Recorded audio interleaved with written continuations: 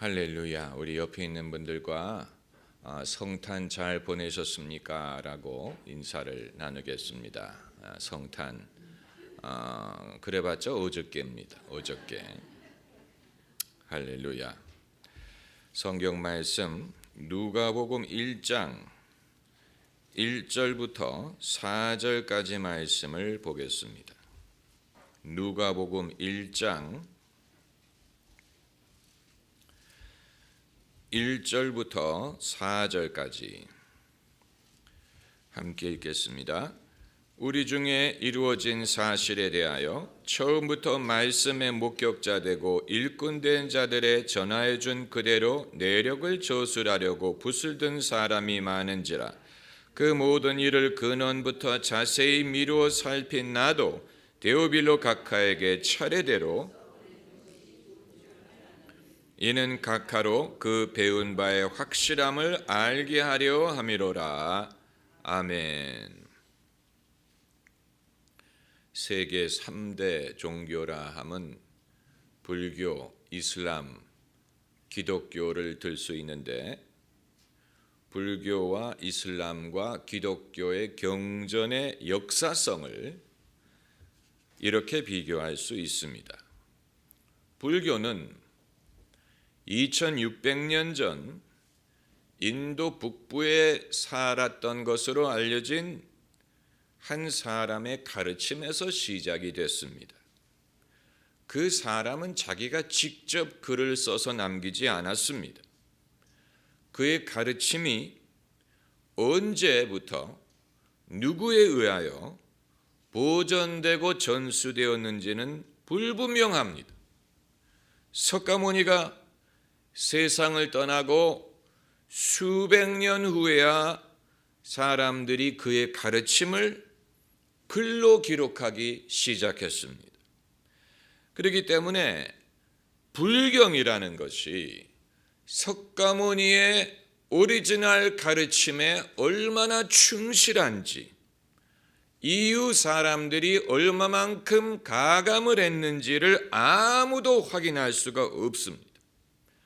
그러나 불교 신도들에게는 그것이 중요하지가 않습니다. 왜냐하면 불교는 석가모니가 가르쳤다고 일컫는 그 철학, 그것이 중요한 것이지 실제로 석가모니가 존재를 했는지 아니면 그 가르침이 실제로 그로부터 비롯되었는지 하는 것은 하나도 중요하지 않아요. 설령 석가모니라는 인물이 존재한 적이 없다고 하더라도 불교에는 그것이 상관이 없습니다. 그들에게는 역사성이라는 것은 중요하지 않은 개념이에요. 이슬람은 추후 600년경에 아라비아에서 시작이 됐습니다. 모함메드는 가브리엘 천사에게 계시를 받았다고 주장했습니다.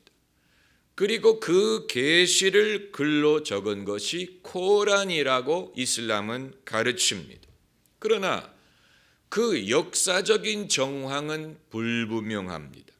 모하멧이 직접 글을 쓸 줄 알았는지, 모하멧이 자기가 받았다고 주장하는 계시를 직접 글로 썼는지, 아니면 다른 사람에게 그것을 구두로 전하여 그 사람이 글로 쓰게 한 것인지, 또 동시대에 그것을 쓴 것인지 후대에 쓴 것인지, 그리고 모하멧이 한 번에 그것을 기록한 것인지 아니면 그의 일생에 걸쳐서 두고두고 기록한 것인지도 확실히 알 수가 없습니다.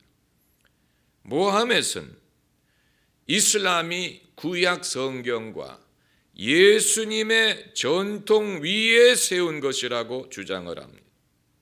구약 성경, 예수 그리스도의 전통 위에 이슬람이 세워진 것이라고 주장을 하는데 모하멧이 실제로 구약 성경을 얼마만큼 잘 알고 있었고 예수님의 복음을 얼마만큼 알고 있었는지조차도 불분명합니다. 별로 잘 알고 있었던 것 같지 않습니다. 왜냐하면 구약과 예수님의 가르침과 어긋나는 그런 말이 하도 많기 때문에.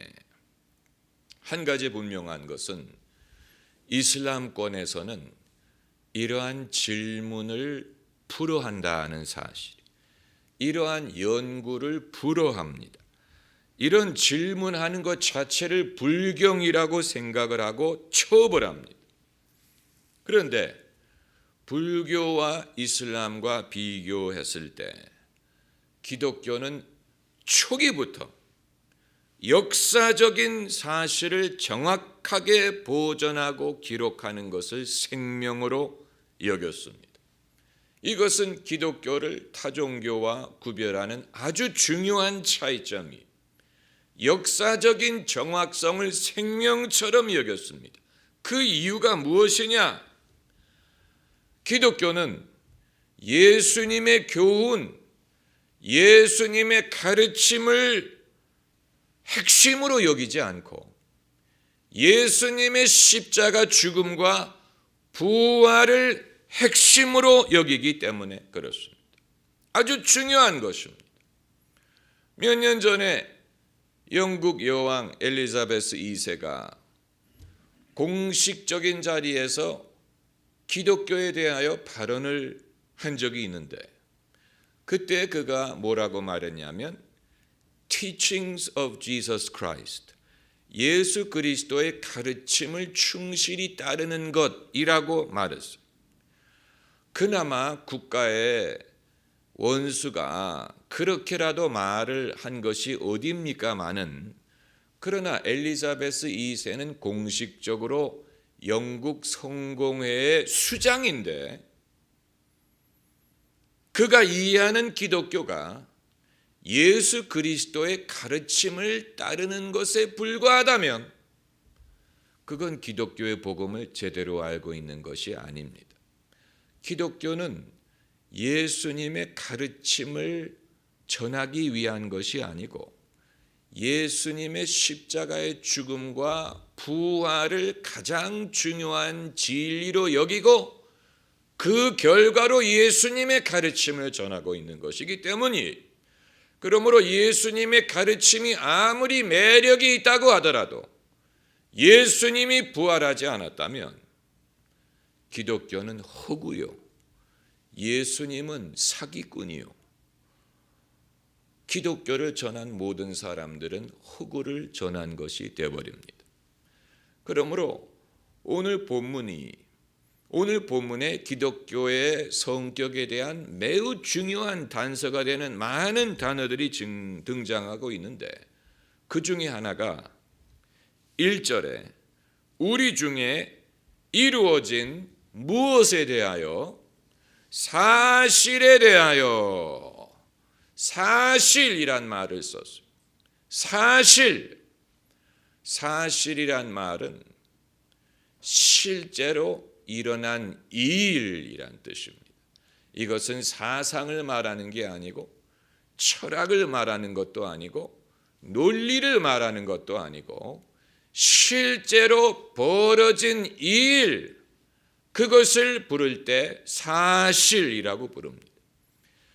사실이란 말로 번역된 헬라어 원어는 thing 그리고 일, 이런 뜻을 가지고 있습니다. 그걸 그 헬라어 자체의 뜻이 뭐냐? 어떤 thing, something 할 때 thing, 그리고 어떤 일, 그것을 개역 성경 번역자들이 사실이란 말로 번역을 한 것인데, 아마 번역가들이든 또 성경학자들은 누가복음 1장 1절부터 4절에서 다른 언어에 더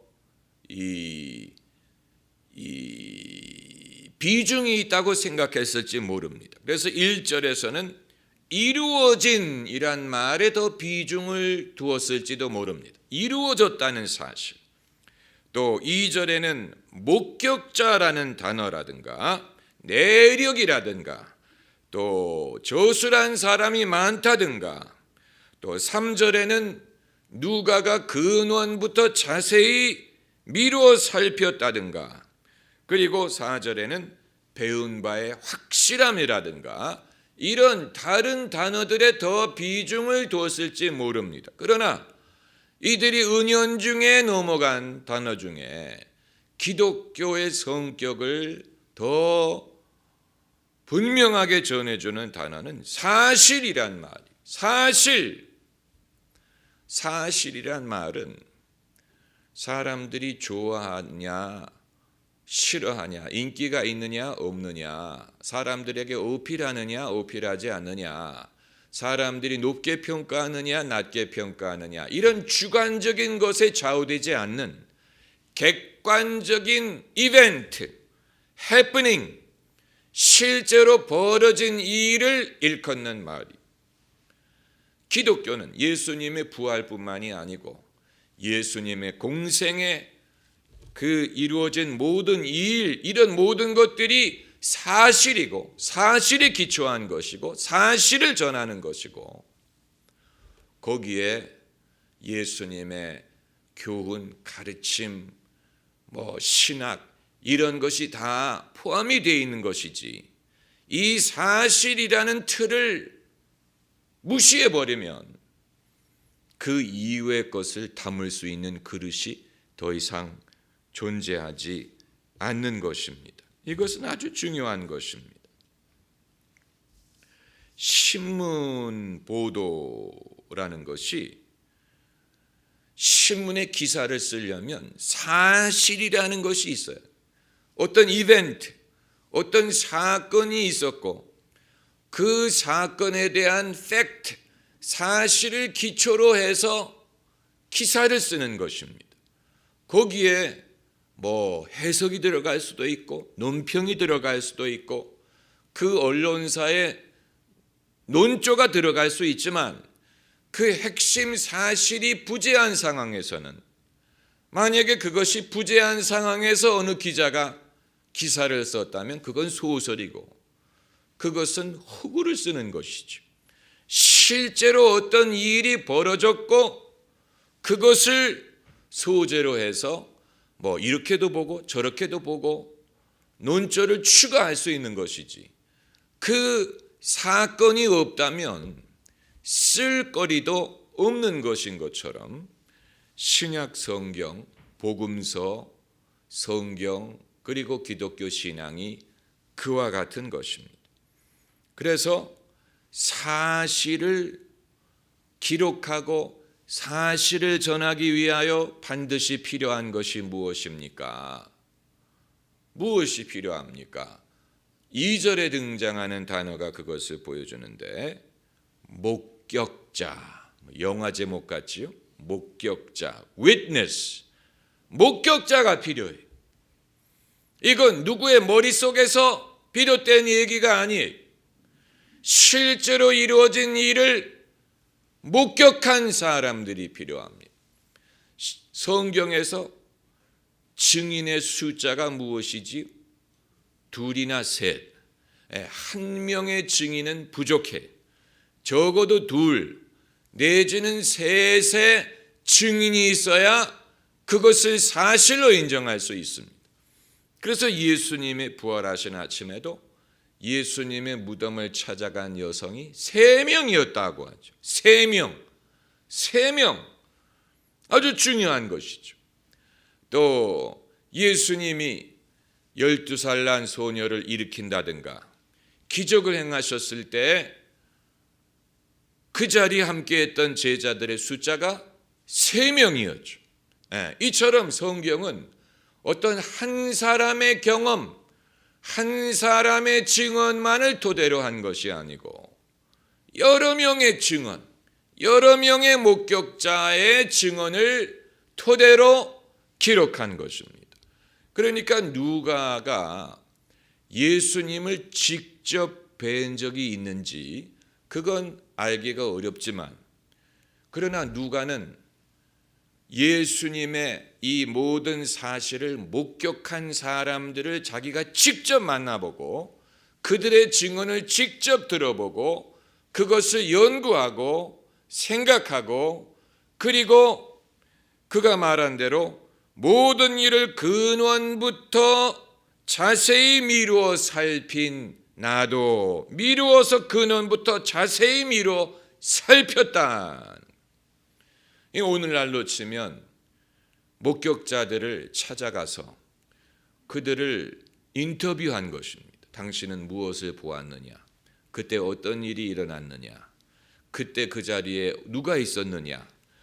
이런 식으로 근원부터 자세히 미루어 살폈습니다. 그리고 누가는 원래 직업이 무엇이었습니까? 의사였어요. 의사들은 그 당시에 지금도 그렇지만 최고의 두뇌를 가진 사람들이, 그렇기 때문에 그의 생각이 합리적이고 과학적이고 이치가 맞습니다. 그리고 누가는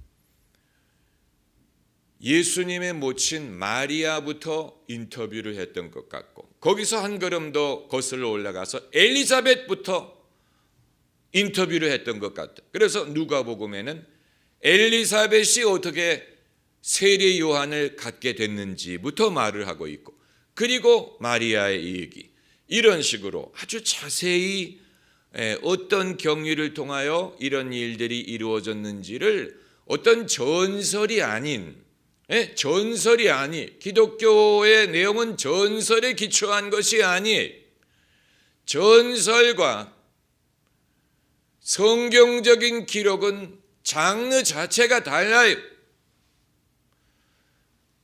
어떻게 다른지는 저도 분명하게 설명을 할 정도의 지식은 없는데, 그 이유는 성경의 기록 같은 장르가 또다시 다른 데 존재하고 있지 않기 때문에 그렇습니다. 그렇기 때문에 이 유일한 다른 데서 그 동류를 찾아볼 수 없는 성경만이 갖고 있는 이 특징을 우리가 묘사할 수 있는 어떤 그런 카테고리와 이 방법조차도 존재하지 않습니다. 그 이외의 이야기는 전부 다 전설적인 이야기. 알렉산더의 알렉산더가 몇 살이었을 때 아무도 통제할 수 없는 무슨 말이 있었는데 알렉산더가 가까이 다가가 가지고 그 말이 태양을 마주보고 그 자기의 그림자를 보고 있었기 때문에 겁이 났다는 것을 간파해서 방향을 돌려가지고 말을 달래서 그 말을 성공적으로 타서 그 아버지가 기뻐했다. 그게 사실이었는지 지어낸 얘기였는지 누가 합니까? 전설적인 거예요. 황제나 무슨 위대한 인물에는 항상 그런 이야기들이 따라와요. 마치 조지 워싱턴이 어렸을 때 아버지가 사준 도끼를 가지고 아버지가 아끼는 이 앵두나무를 찍었다고 하잖아. 그래서 아버지가 돌아와서 화가 나서 누가 이 나무를 찍었느냐 그랬는데 조지 워싱턴이 정직하게 제가 그랬습니다. 그랬더니 아버지가 나무를 자른 것은 나쁜 일이지만 정직하게 대답을 했으니 용서한다. 우리 다 어렸을 때 위인전에서 읽은 내용. 그런데 실제로 그런 일이 있었는지, 아니면 조지 워싱턴을 미국의 국부로 추앙하기 위해서 사람들이 만들어내는지 누가 합니까? 그건 증명할 수 있는 게 아니에요. 그런 전설적인 이야기들이 세상에는 많이 존재해. 그러나 성경의 기록은 그런 장르가 아니라는 사실. 성경 어디에 그런 식으로 예수님이든 어떤 특정 인물을 부각시키기 위한 그런 픽션과 같은 그런 영웅담 같은 게 등장을 합니까? 그런 의도가 없어요. 그런 의도가 없고, 오히려 예수님의 사도들이든 성경에 등장하는 믿음의 인물들이 얼마나 우리와 성정이 같은 평범한 인간인지를 보여주는 그런 구절들이 많아. 그래서 베드로가 3번 예수님을 모른다고 했다든가, 또 사도 바울이 이전에 교회를 핍박을 했었다든가, 다윗이 무슨 어떤 범죄를 지었다든가, 모세가 어떤 무슨 주저하고 두려워하고 말을 못한다고 하고 이런 그 일이 있었다든가, 아브라함이 어떤 실수를 했다든가, 이런 식으로 그들을 어떤 영웅적인 인물로 부추기려는 의도가 찾아볼 수가 없다는 것이죠. 네, 성경은 그런 식의 전설적인 그런 장르와 전혀 다릅니다. 여러분이 다른 문학 작품을 좀 읽어보셔야 그 사실을 파악할 수 있습니다. 여러분처럼 성경만 읽는 분들은 성경만 읽어서는 그걸 알 수가 없어요. 그 당연히 여기요. 당연히 여기. 다른 작품들을 좀 봐야 돼. 세상의 다른 작품들과 비교를 해보면 질적인 차이를 발견할 수 있습니다. 시간의 테스트를 거치면서도 변하지 않는 아주 중요한, 제가 인터넷에서 성경의 역사성을 보여주는 다른 고대 문서 문학 작품과 비교를 해서 성경이 비교할 수 없을 정도로 역사적인 정확성과 또 일치한다는 사실을 보여주는 그런 그 자료를 봤습니다. 거기에 이제 많은 그 고대 문서가 나오는, 그 중에 모르는 것도 많고, 여러분이 아실 만한 몇 가지를 골랐어요. 플라토, 데모스테네스, 헤로도투스, 시저, 아리스토텔레스, 그리고 호모, 전부 다 이제 그리스의 고대 문서들입니다. 여기서 비교하는 것은 그 원본이 작성되었던 것으로 추정되는 시점, 그리고 현존하는 사본 중에 가장 오래된 사본의 연대, 그리고 그 사본이 몇 개가 존재하느냐, 이걸 비교한 거예요. 무슨 말인지 아시겠어요? 플라톤의 작품은 주전 420년경에 기록됐다고 봅니다. 420년, 주전 420년. 그런데 현존하는 가장 오래된 플라톤의 사본은 주 850년에 쓴 거예요. 그러니까 처음 기록됐을 시점과 현존하는 가장 오래된 사본이 기록된 시점 간에 몇 년의 시차가 존재하냐면 1200년. 1200년 상상을 해보세요. 그러니 그 플라톤이 우리가 플라톤의 그 작품이라고 알고 있는 것이 진짜 플라톤과 얼마나 가까운지는 아무도 모르는 거예요. 1200년이 지난 후에야 기록된 책을 우리가 갖고 있으니까. 그리고 데모스테네스도 그 그리스의 학자였는데, 그의 책이 저술됐을 때가 주전 4세기여라고 봅니다. 주전 4세기. 그런데 현존하는 가장 오래된 사본은 언제 기록된 거냐면 주 1100년. 주 1100년. 그러니까 그 사이에 몇 년의 기간이 있었다는 얘기입니까? 1600년의 기간이 있었다니. 이건 다시 한번 확인을 해봐야 돼. 제 원고에는 800년이라고 돼 있는데, 제가 800년도 굉장히 긴 거예요. 여러분 상상이 됐어요? 그 오리지널 사건과 현존하는 가장 오래된 사본의 기간 차가 800년. 800년이면 여러분 조선시대가 600년이었는데 800년이 지난 후에 누가 이걸 썼다면 이게 진짜 데모스테네스인지 무슨 누가 합니까? 그리고 헤로도투스는 그리스의 역사학자예요. 역사학자. 그가 처음 이것을 썼을 때가 주전 480년.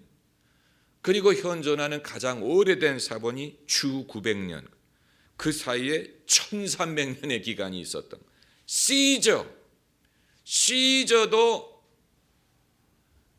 위대한 장군이었던 것뿐만이 아니고 저술가였어요. 그런 역사 저술, 지금의 프랑스를 정복했던 그의 경험담을 글로 남긴 사람입니다. 그게 언제냐면 주전 100년의 시저가 그것을 썼는데 현존하는 가장 오래된 사본은 주 900년, 1000년이라는 갭이 있었다는 것입니다. 아리스토텔레스는 주전 384년에 그걸 썼는데 현존하는 가장 오래된 사본은 주 1100년 것입니다. 1400년의 갭이 있었어요. 그리고 호머, 일리아드와 오디세이를 쓴 호머는 주전 900년에 그걸 썼고 현존하는 가장 오래된 사본은 주 400년 것입니다.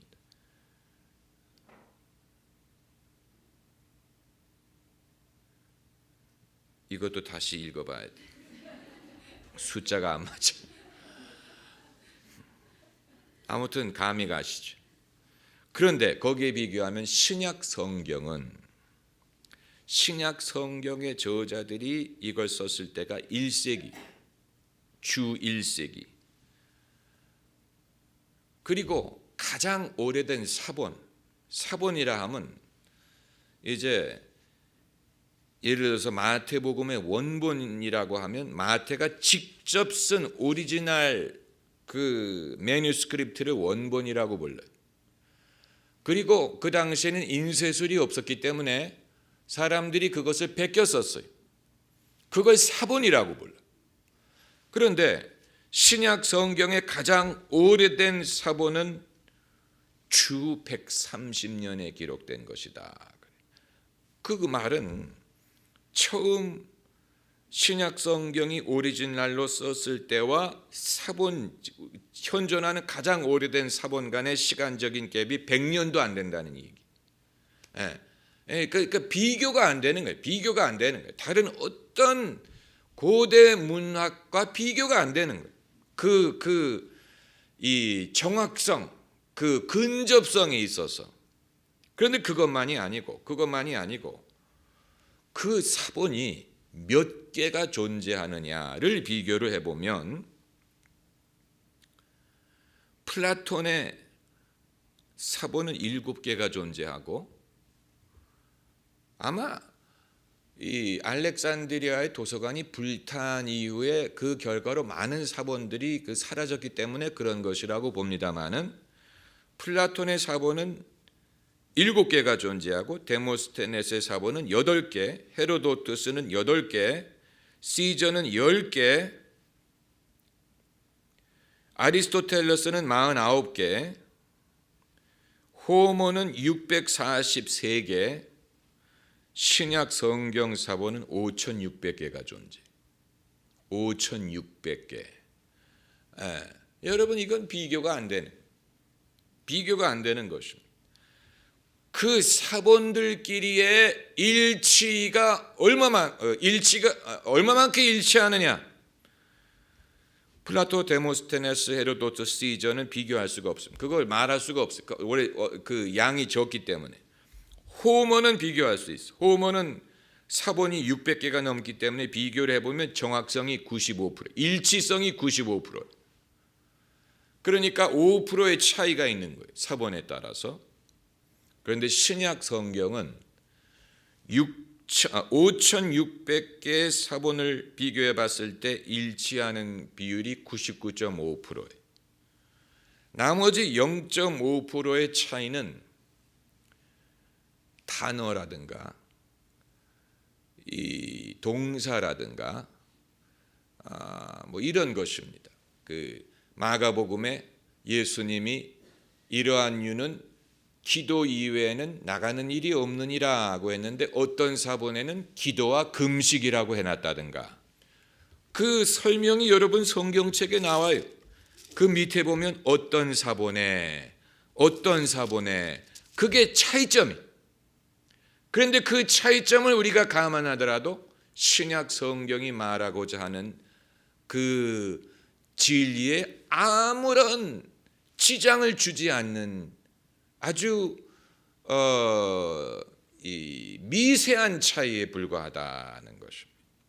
그 자체를 우리가 생각해 보면 적어도 인류 역사상 그 시대에 기록되었던 문서 중에 신약 성경에 필적하는 것이 전혀 없다는 사실에서 우리는 다른 장르를 읽는 것처럼 신약 성경을 읽을 수 없다는 사실을 알게 되고, 신약 성경이 처음부터 중요하게 여겼던 우리 가운데 우리 중에 이루어진 사실, 우리 중에 그들 중에 이루어진 사실을 사람들이 많은 목격자의 증언을 참조해서 그것을 그대로 참조하고 사람들이 그것을 살피고 자세히 살피고 그리하여 성도들이 배운 바의 확실함을 알게 하는 데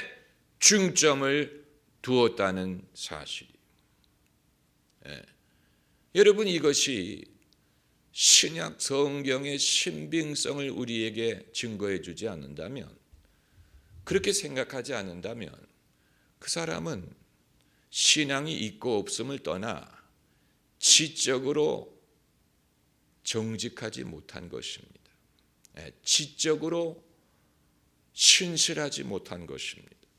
믿을 만한 충분한 이유가 있는 것을 의도적으로 거부하는 것이라고 밖에는 볼 수가 없는 것입니다. 사실을 기록하고 사실을 전하고 사실에 기초하여 기독교가 탄생했다는 것입니다. 할렐루야. 기도하십시다.